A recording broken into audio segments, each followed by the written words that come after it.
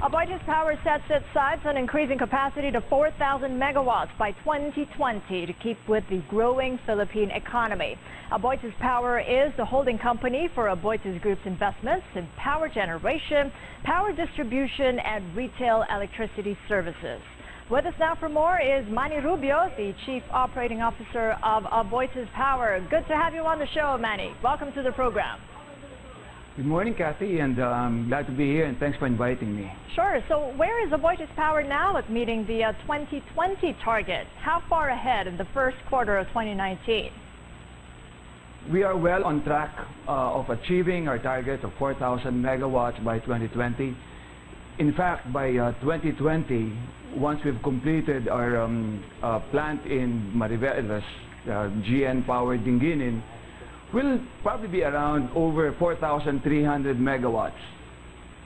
All right, so you've set this target on the assumption the Philippine economy is going to continue to grow. So how fast do you see the economy growing for all of 2019? Well, it is indeed growing, and in fact, the reason why we're really pushing for our growth is to make sure that the country has ample power supply so that we can sustain the economic growth. How much power does this country need between now and 2020? You did make a mention of the plants coming online, but I know that you're also doing some strategic partnerships and acquisitions. Yes. Well, our estimates that based on our growth rate, the country needs anywhere from 400 to 500 megawatts year on year. And this would be coming both from thermal and most especially renewable energy supply. And we are also pushing for our renewable energy growth. Yeah, because efficiently filling daily demand is one part of the energy narrative, and that's really important. But the broader framework for that energy mix is the energy trilemma. How are you intending to address that trilemma, including, above all, the high cost of power here in the Philippines as you get on with your 2020 goal? That's a good question, Cathy, and thanks for asking that. Well, we're always about balance.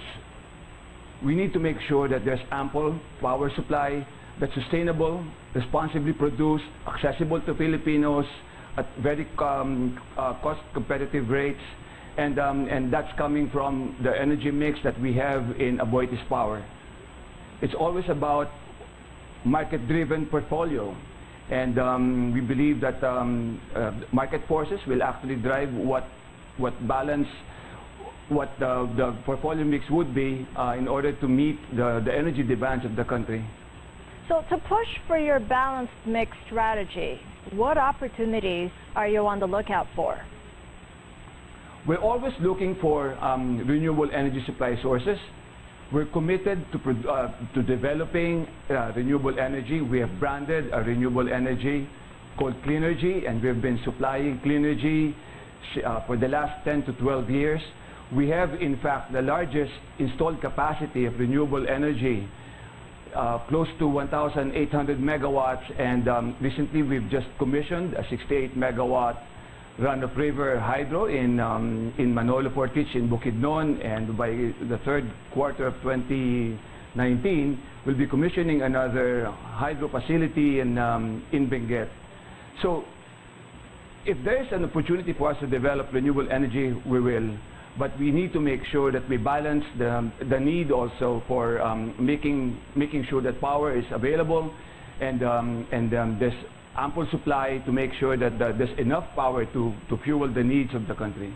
And at affordable cost. Your venture into retail electricity supply, how is that doing? Is it profitable? Yeah. Thank you for that question. In fact, you asked earlier that about high rates of electricity in the Philippines. You know, that may be true 5-7 years ago, and I'd like to also clarify that the cost of producing power is just a component in the total electricity bill. With the implementation of the retail competition and open access, contestable customers with consumption of 750 kilowatts and above are now enjoying very cost-competitive power rates.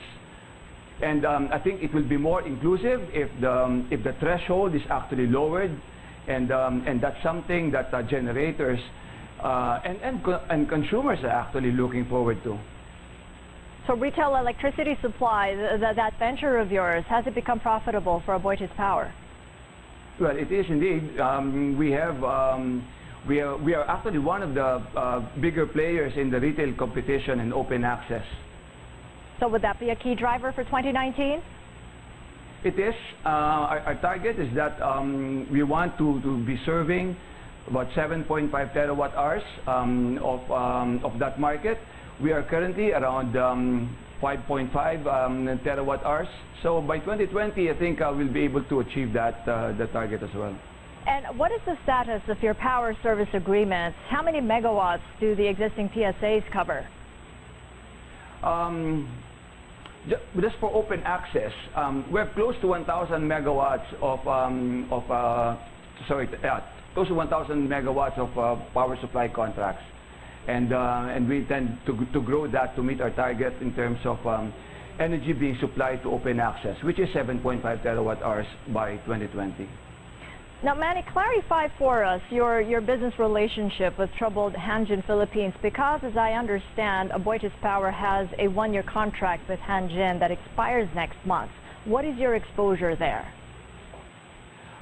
We have no exposure. In fact, our contract is going to end by the billing period of February 25, and we have security covering our supply. And we were not going to supply them beyond that. And on your thermal mobile plant, I know that you've notified Meralco earlier this month that it would physically disconnect from the utility system and will deregister as a trading participant in the wholesale electricity spot market because of commercial inactivity. Do you think it was practical to do so during a time when prices are negative? I'd like to clarify that. If it's negative, that means there's enough supply. I think, well, we are terminating our connection to WESM because we don't have a supply agreement. But that also leaves us the opportunity to actually relocate some of these barges where they are needed. There are places in the Philippines where ancillary services are required, and these plants are well equipped to provide that service.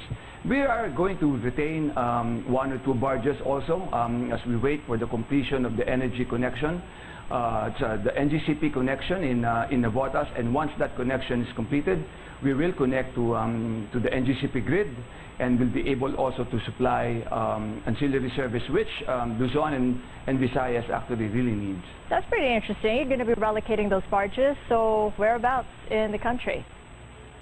There are specific places, particularly in Visayas, and that's the option that we're looking at. And finally, your plans in the ASEAN. What's the latest in Indonesia? Any progress on that front?